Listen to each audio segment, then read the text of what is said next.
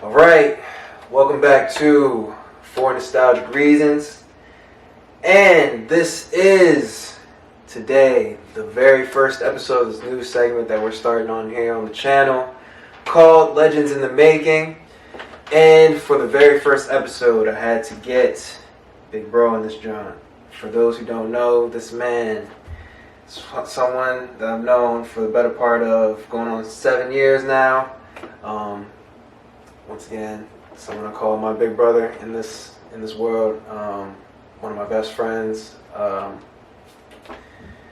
don't know, man. What more can I say about him? But if you want to introduce yourself, my guy. What's up, y'all? This is Fred Lewis, aka Trey Beats. How's everybody doing out there? Let's go. So, with this one, this whole entire segment is basically based off of, like the title says, Legends in the Making. People that I think that are going to make a huge impact on this world. Whether it's whether it's right now, they're already making impacts right now. Whether it's a year from now, whether 5-10 years from now, whatever. I think that they're going to make big impacts. So, just this whole entire segment is just basically based off of. I've been watching a lot of interviews and stuff lately, and for the most part, when you watch an interview, it's always like they're always interviewing people that are basically like at the end of like their prime or whatever. They're always looking back on what they've already done, basically. A lot of times it's in the beginning as well, but most of the time it's towards like the back of their prime or towards the end of their run or whatever that they've done, and then they're doing like a reflective thing. With this, I wanted to do it an interview basically when they're right in the middle of what they're doing, and right in the middle of what their career path is going to be. So we're going to get into this interview so you get to know a little bit about my guy. So first question, where are you from? And just tell me about what was it like growing up, man. Well, I'm from Coatesville, Pennsylvania. Shout out to CV. It was, Chester County Hospital. I mean, I'm sure a lot of us were born over that way. Growing up was, I guess, lack of better words, normal. And had my mom and dad. My mom was a music teacher for Coatesville School District. My dad had a lot of different jobs, back in the day. I know you and I talk about the different jobs that we might have had, and you multiply that by about 2 or 3, and you talk about the amount of jobs my pops had. He's definitely done a lot of different things, from his own singing solos and telegrams, like doing stuff like that, to construction, and now he's working again. So, for the most part, I had my parents in my life, my whole life, so normal as anybody would say it. Respect. Graduated CV 2010. Shout out class of 2010. Shout out. So one thing that I know you for, like I said, for being Mr. Freddie Beats. What were some of your like influences and stuff growing up? Like, what were the people that you look to? Be like, how did you like know like early on like that's something that you want to like get into and want to do? One thing that always kind of got me excited was when I realized, a beat was a sample of something that was already made. You know what I mean? Mm-hmm. And that was something that I always kind of wanted to do. Something I always kind of wanted to try. Let alone the fact that everybody started talking about what they were going to do after high school, and really I didn't know what I wanted to do. I knew this was something that I liked to do as far as music in and of itself. So I thought about what I could do to, express myself in that type of medium. And I think, one of the things, like I said, that I like doing is sampling and taking something and hearing it and saying, man, this would sound real hot if you just flip it like this and do it that way. Right. So, yeah, like I said, you hear something that comes from something else, flipped it a little different, definitely kind of gets the juices flowing a little bit. Right. Who are some who are some of the influences, like people that you look to for like inspiration? Like, what are some of like your favorite producers and stuff like that? My favorite producers, I mean, it depends on which way we going. Because one reason I love music is because everybody does it a little different. Mm. So, for example, if you need something like a little upbeat, up-tempo, sounds a little, left a little bit, but it's probably going to make you get up and want to dance a little bit, you go to Pharrell, right? Yeah. When you need something that's kind of futuristic, something that you're going to drive your point home on, you go to Timberland. I was about to say Timberland. Timberland's always been my guy. Yep. To that token, Rick Ross has these beats where he puts a whole lot of music in them. Justice League is my guy. Is that who produces Rick Ross's beats? He produces a good bit of them, at least on like God Forgives and I Don't. Oh, okay. And what was the joint he did after that? I can't remember what the name of that album was. But Justice League is my guy. Like when you hear some strings, saxophone, and some stuff like that, 9 times out of 10 it's Justice League. Does Rick Ross produce? I don't know. I was gonna say I didn't know. He might. Okay, I didn't know that. Well, I have to look into that. Yeah, I was about to say I definitely have to look into that one. So I don't know either. But I'm about to throw a curveball your way. What's if you can narrow down one of your favorite samples? What's one of your favorite samples? Ooh. It doesn't have to be like your favorite one. Just you can name a couple. Ooh, yeah, that is a good question. So, what first comes to mind right now is that T.I. Trouble Man. Trouble Man. Listen to that. I hear that from here. Yeah, that's Marvin Gaye, and really when you do anything to Marvin Gaye, it's to that token. The Isley Brothers too. So what's it called? Ignorant Shit off of American Gangster. Mm-hmm. That's AZ and Beanie Sigel. Yeah. I'm sure that's been taken a couple of times, but that's one way of doing it that I've always liked. Respect.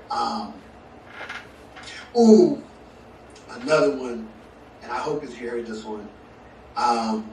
Big Sean and Lil Wayne on what was that joint called? I think it was just called Human Nature. Does that get to the paper like it's Human Nature? Hold on, now. Because that is one of my favorite joints because he sampled Human Nature by Michael Jackson. That was one of those that I'm like, man, I don't know why I didn't think about doing this that way instead of the way that I tried to do it. Yeah, I'm trying to think I don't know. Is it on one of his albums? Yeah, it's on Detroit too. Oh, okay. I know exactly what you're talking about now. Okay. It's called Down Life. Yeah, okay. I know what you're talking about. That jump, when it starts, you're just like, oh. Yeah. And the jump before. What was the jump before it called? The Baddest. Do you know what he sampled for that? I didn't. Well, are you talking about from Big Sean's album? Yeah. I didn't listen to the whole album, but I know I listened to that song because it had Lil Wayne on it. I didn't like. I'm slacking. I'll say I'm slacking. Because Big Sean has some joints, and then when he decides to throw joints at you like that one, like. Yeah. So he sampled MJ on that one. The track before he samples Godzilla. Oh, Eminem's? No. I'm talking Godzilla. Bum, bum, bum, bum, bum, bum. Oh, like the movie? Yeah. Oh, like I thought. Okay. I wasn't ready to hear that. I wasn't ready for that. But like I said, those be the joints that I'd be like, yeah, y'all really get something that nobody is ever really thinking of, and then when you realize it, you're like, oh, snap. I got you. My mind wasn't there. I got you. He said, no, like the dinosaur. Like, oh shit. Godzilla. I'm mad that I said Eminem. Like, No, we're talking. Yeah. Yeah. Damn it, man. Slacking. And another reason why I'm laughing is because I also thought, like, I have an immature mind. I was thinking, like, Reptar. I was like, Reptar? Like, so that's why, like, that's what's killing me right now. Yo, that's all right. That's a lot. Yeah. That's a lot. Oh, man. Oh, my God. Wow. That was funny. That was funny. Jesus. He said, no, God's like Godzilla. Like, I got you. Jeez, man. I also know that you went to college and stuff like that, and you were in band, even in high school and stuff too, with another one of our friends, Mr. Aaron. Shout out to him. I gotta get him on here too, man. I haven't hit him up yet, but I have to get in contact with him. But yeah, like you guys were like in band and stuff like that. Did you like learn anything? Well, obviously you learned something, but like, what are some lessons that you took from like that whole entire experience? And is any of that like, have you taken any of that and applied it to like making beats and stuff like that? Oh, absolutely, absolutely. Because going to school, like you gotta. When it comes down to this and being creative and stuff like that, there is X amount of rules that you learn as far as how everything is structured, and in some cases, what direction the chords kind of move in, and the amount of rules that you have to take and follow. There's X amount of rules that are kind of more like guidelines if you think about them. Right. But if anything, going to college, what I was able to learn essentially was, I shouldn't say how listening to the music works necessarily, but like I was always pretty good at listening to something and kind of giving it back to that, be on trumpet or piano, and what I was able to do was kind of bridge the gap between what you see on a page and what you hear when the music is playing, essentially, which make creating it sometimes a little easier, right? Because as much as I know what it is I might be looking at, I get to use whatever it is that I'm hearing between what might be in my head, a sample or something like that, a little easier as well, as far as making that creation. As far as being in band groups, I mean, really, what I think is, I'm always kind of inspired by something that I might have played or heard or had sang with whatever particular group. A lot of times you just start humming little melodies or harmonies to yourselves that you're just like, you know what, maybe I can take that and throw it on top of something, or throw it at something, or create something from it. Right. And so I'm definitely inspired by it always. I feel you. Another thing, I've seen you work in the studio and stuff like that. I've seen up close and personal the process of you like making beats and stuff like that. And like I said, I've told you this a couple times. Like I just admire the whole entire. I admire first off, your work ethic, I admire like the whole process of even trying to like make beats in general. Like the fact that you can like take like even when it comes to like hearing a sample from whatever, like, and then applying it and then making a whole beat out of it. That whole entire process is just amazing to me in general. But in terms of like work ethic and stuff like that, where exactly have you like learned like how to? Where'd you learn like that work ethic to like make beats and stuff like that? I mean, there's been a lot of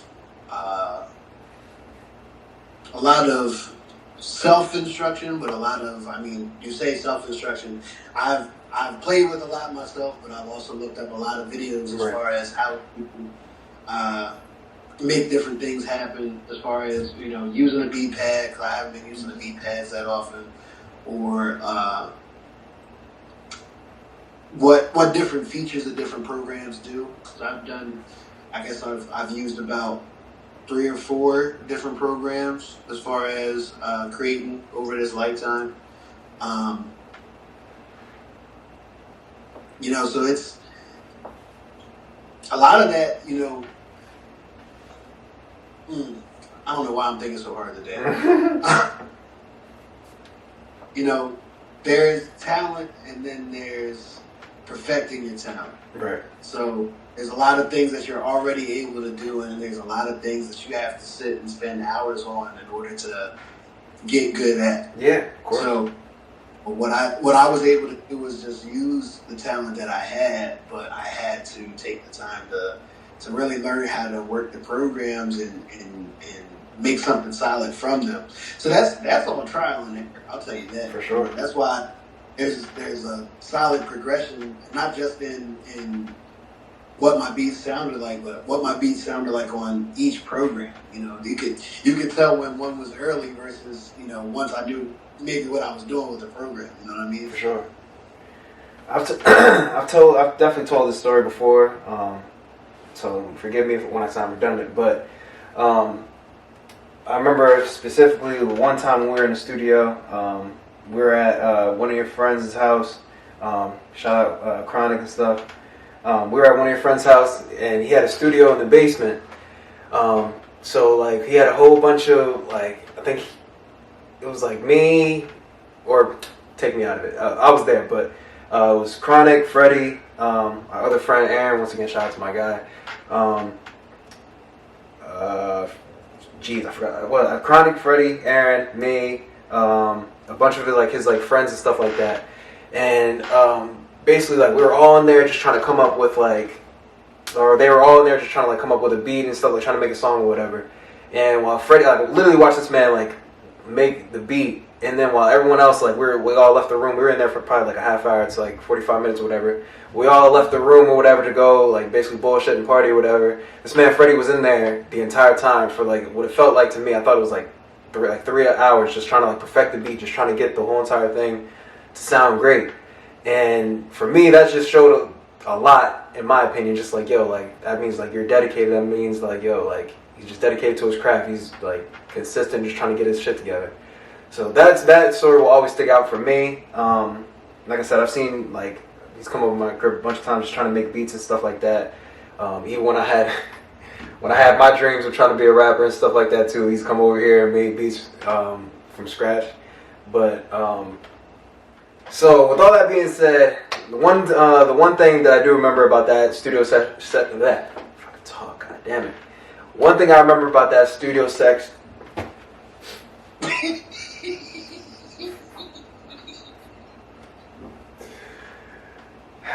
Man. One thing I remember about that studio session in particular, if I could talk, I'd be dangerous, I swear.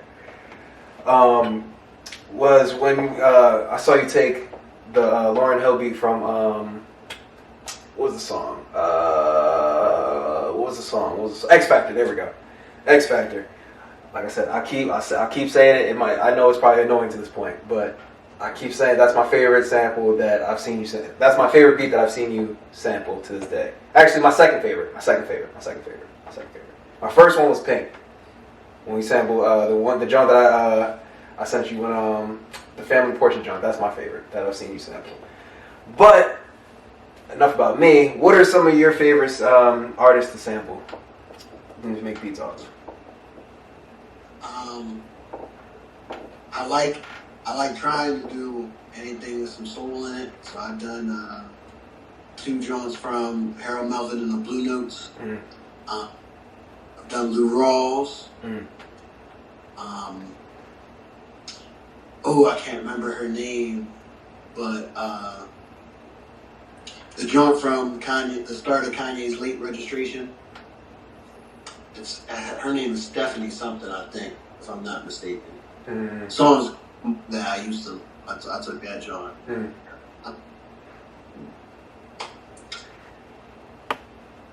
Who was I just thinking of? I mean, I guess you could call Stevie Wonder soul. So yeah, Stevie Wonder's on the list. Mm-hmm. But I've sampled pop songs like sampled NSYNC with Billie Eilish.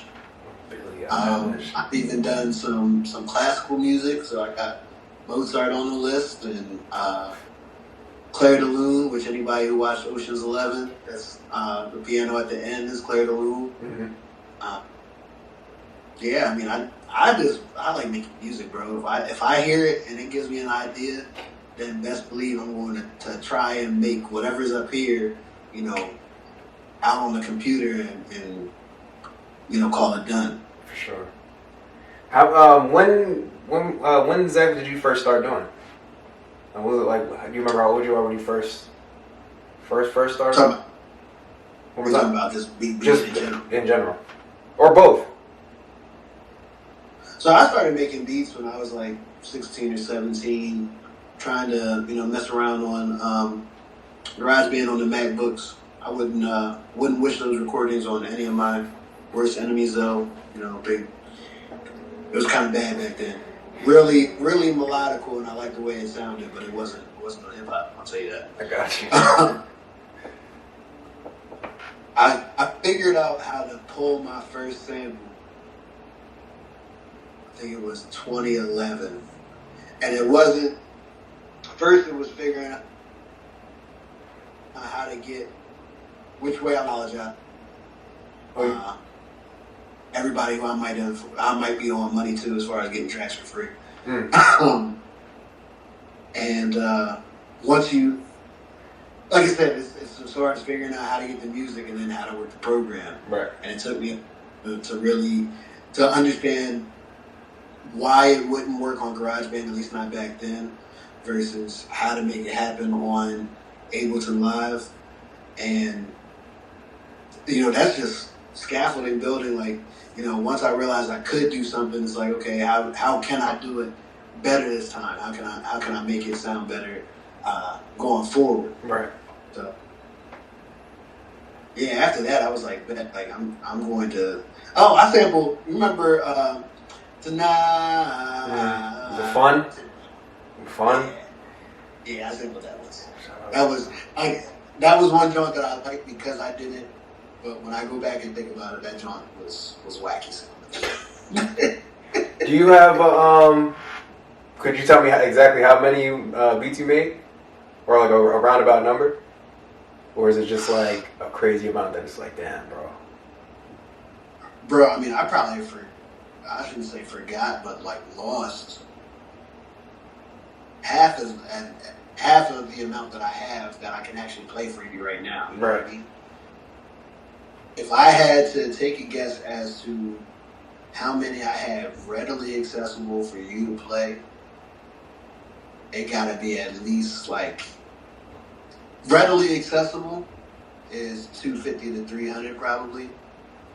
But over the span of my lifetime, at least, I would say at least 500.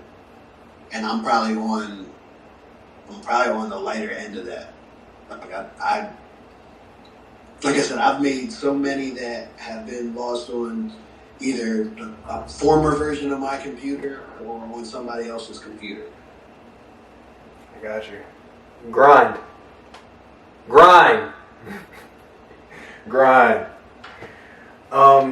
So we were talking off camera stuff about your plans for like TikTok and stuff like that, and stuff that you want to, or your plans for to get your beats and stuff out there a little bit more. You want to go into that a little bit? Yeah, I'm thinking about a series of TikToks called Sample Adventure. And just talking about where that sample came from and what I decided to do with it. I don't know how exactly either legal or illegal it is, but I'm going to do it at least until somebody tells me to stop. Maybe. Respect.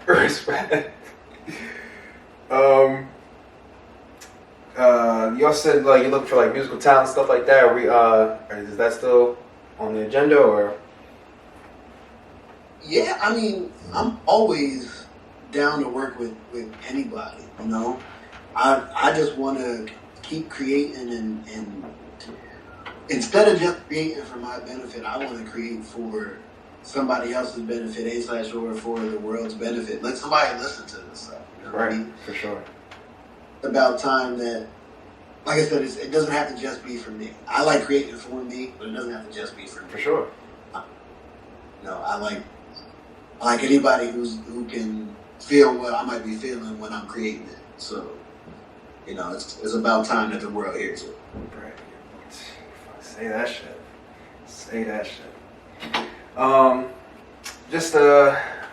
I got two quick stories real quick. Just to basically talk about, our friendship and stuff like that. Number one, do you remember when the day I remember we were together the day fucking this man Kobe passed away, man. Yeah. I remember we chilled that day. That whole entire day was drawn. Like, I remember we were in the car just to find out this man passed away. That draw. Like reading the story, like, yo, this can't be real. Right. Like you would have thought that me and Kobe were friends. I'm like, yo, I just saw him on Friday. Like, what do you mean? That's no cap, though. That's no cap. Cause I was like, yo, I definitely just saw an interview he just did like last week. Like, what do you mean? Ooh, like, what do you mean? Like, that's not a thing over there. That's one of those. Go ahead. I'm sorry. Go ahead. No, it couldn't have been real. It was so surreal reading it. For real. That's one of those like times, those like moments in history where it's like, yo, like you remember exactly where you were type thing.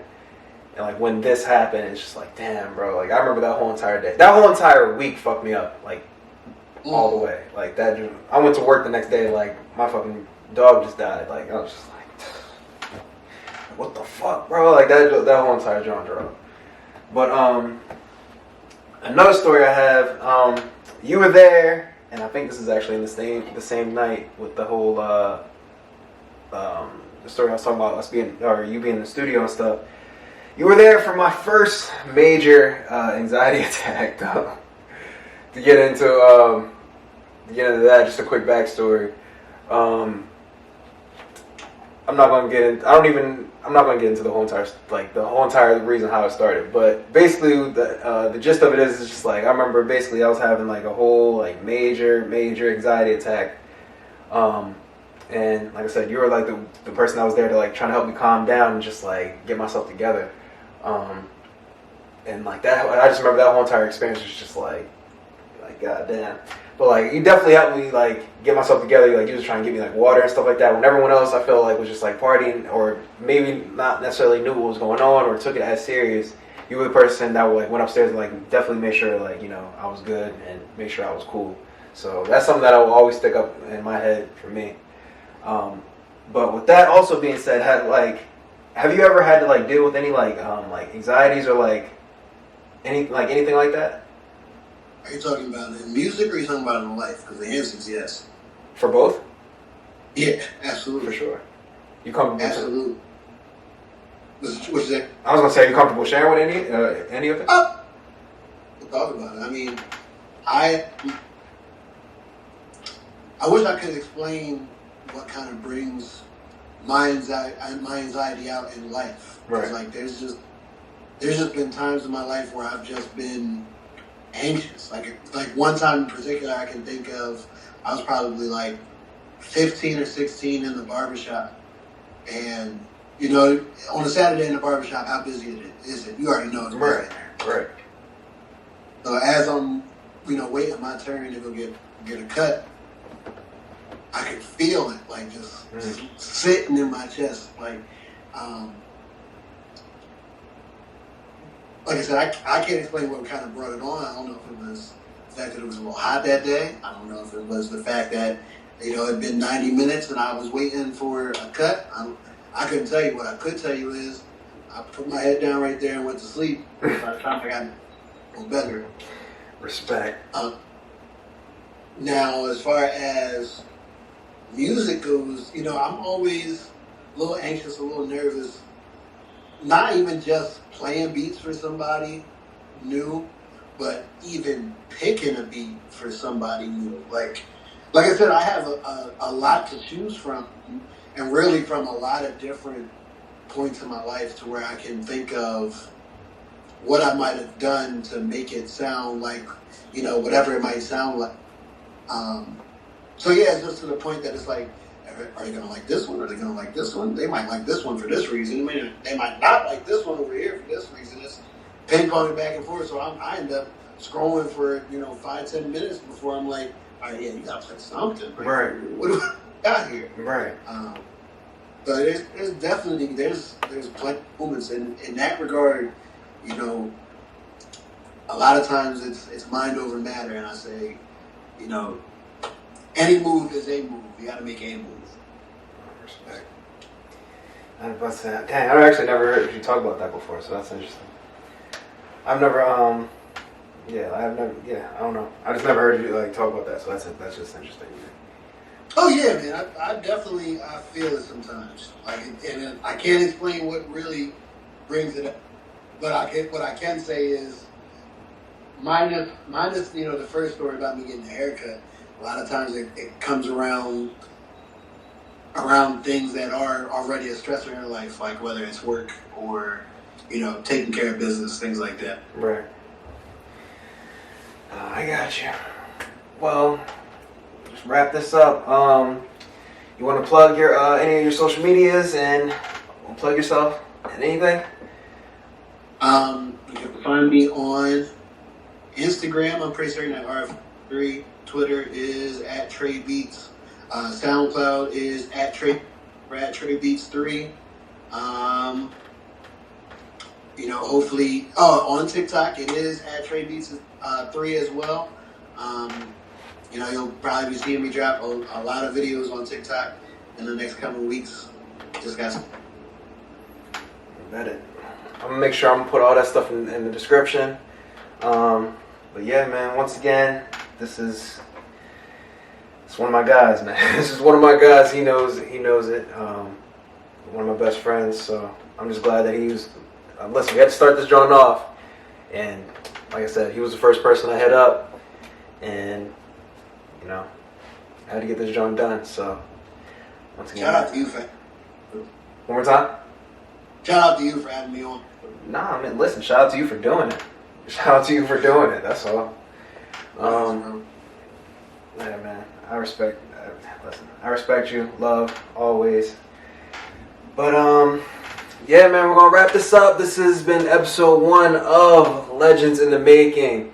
So, man, like I said, I'm going to put all of his social media stuff in the description. Gotta make sure to follow this man, hit this man up. If you are a musical artist or any type of, musical talent or whatever, get with my guy, man. He can make your shit sound phenomenal. So, until next time. Peace out, everybody. Peace and love.